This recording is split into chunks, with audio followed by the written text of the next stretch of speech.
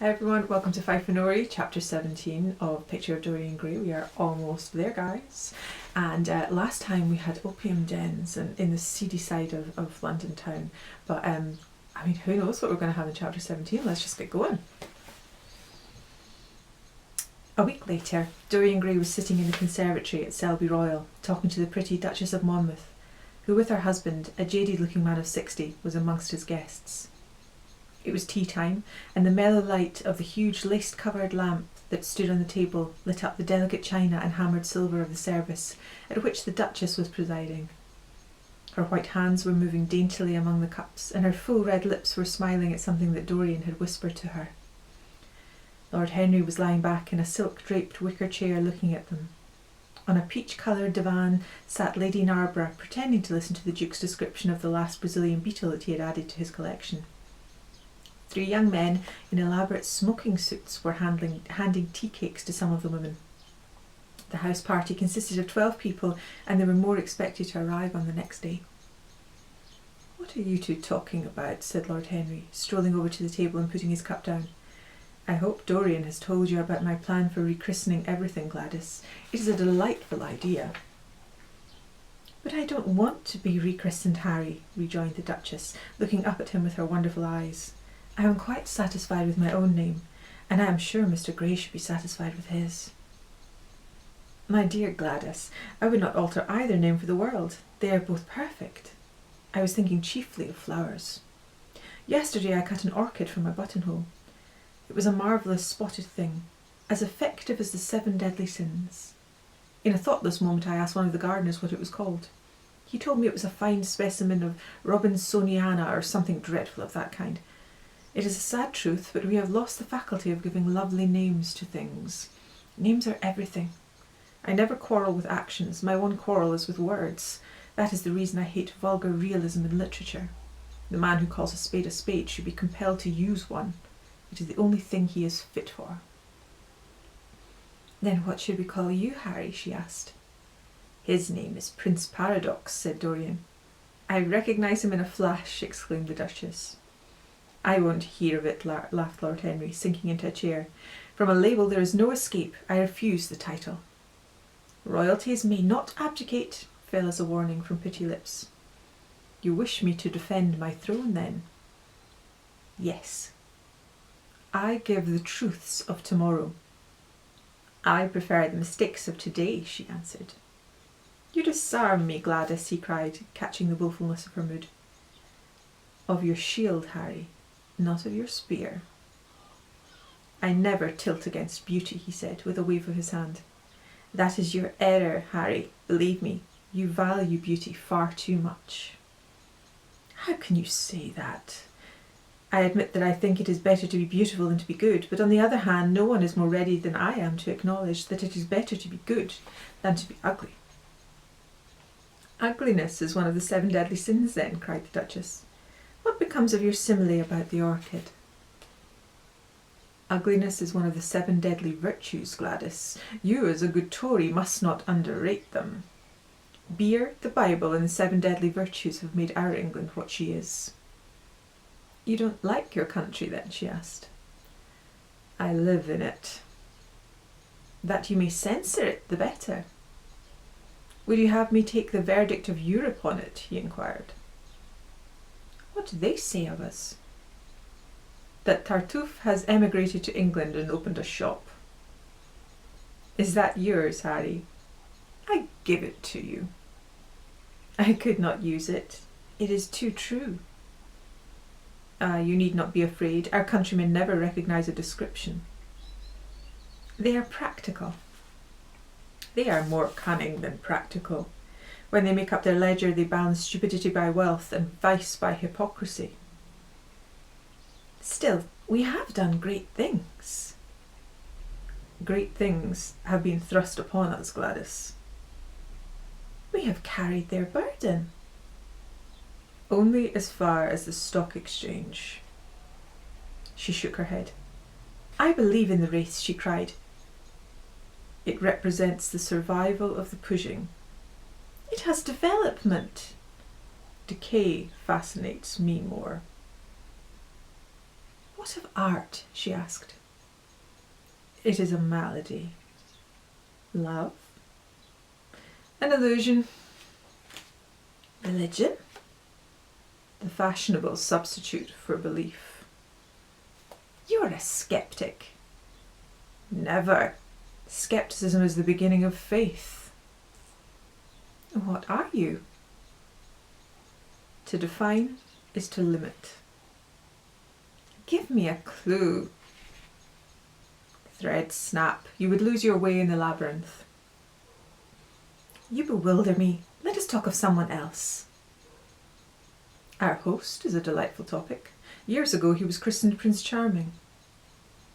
Ah, don't remind me of that, cried Dorian Gray. Our host is rather horrid this evening, answered the Duchess, colouring.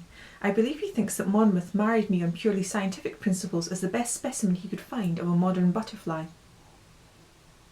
Well, I hope he won't stick pins into you, Duchess, laughed Dorian. Oh, my maid does that already, Mr. Gray, when she is annoyed with me. And what does she get annoyed with you about, Duchess? For the most trivial things, Mr. Gray, I assure you. Usually because I come in at 10 minutes to 9 and tell her that I must be dressed by 8:30. How unreasonable of her. You should give her warning. I daren't, Mr. Gray. Why, she invents hats for me. You remember the one I wore at Lady Hillstone's garden party? You don't, but it is nice of you to pretend that you do. Well, she made it out of nothing. All good hats are made out of nothing. Like all good reputations, Gladys, interrupted Lord Henry. Every effect that one produces gives one an enemy. To be popular, one must be a mediocrity. Not with women, said the Duchess, shaking her head, and women rule the world.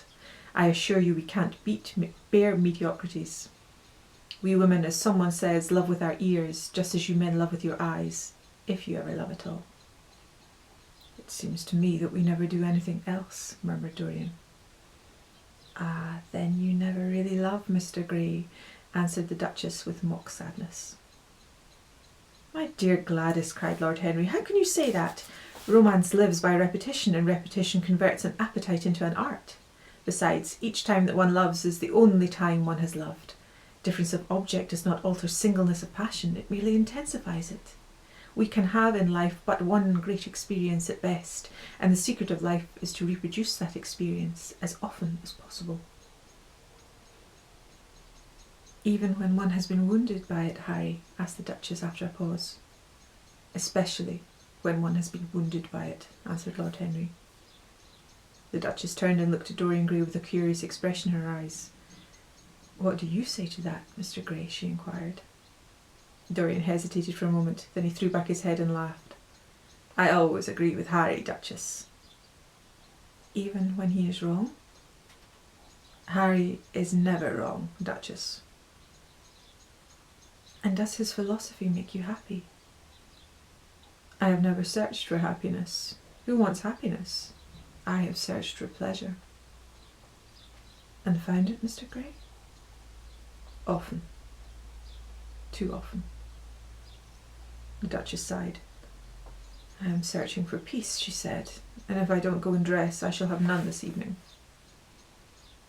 Let me get you some orchids, Duchess, cried Dorian, starting to his feet and walking down to the conservatory. You are flirting disgracefully with him, said Lord Henry to his cousin. You had better take care. He is very fascinating.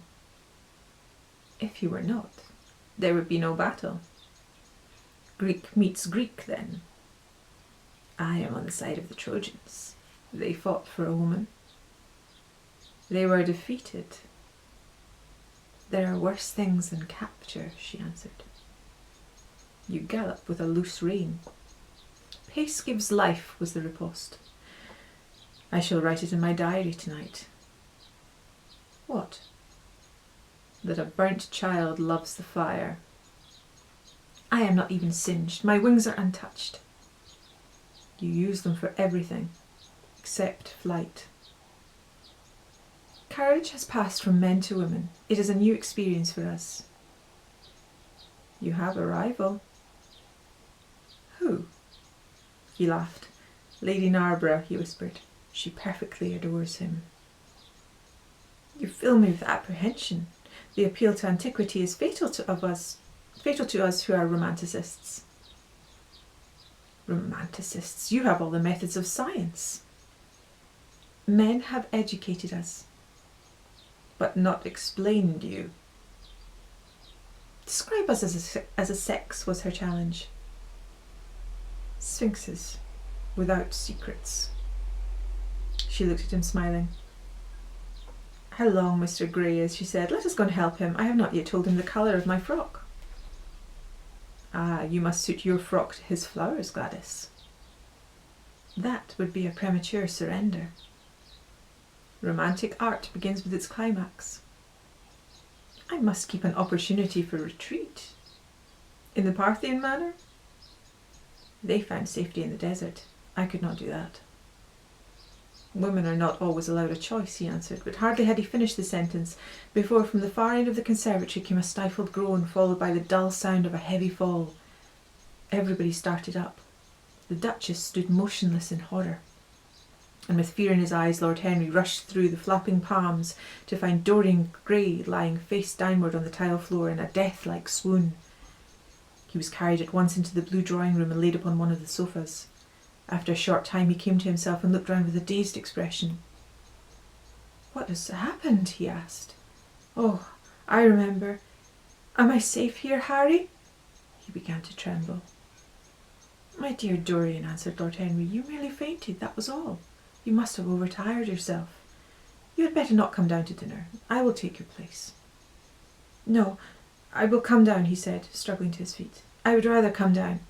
I must not be alone. He went to his room and dressed. There was a wild recklessness of gaiety in his manner as he sat at table, but now and then a thrill of terror ran through him when he remembered that, pressed against the window of the conservatory, like a white handkerchief, he had seen the face of James Vane watching him.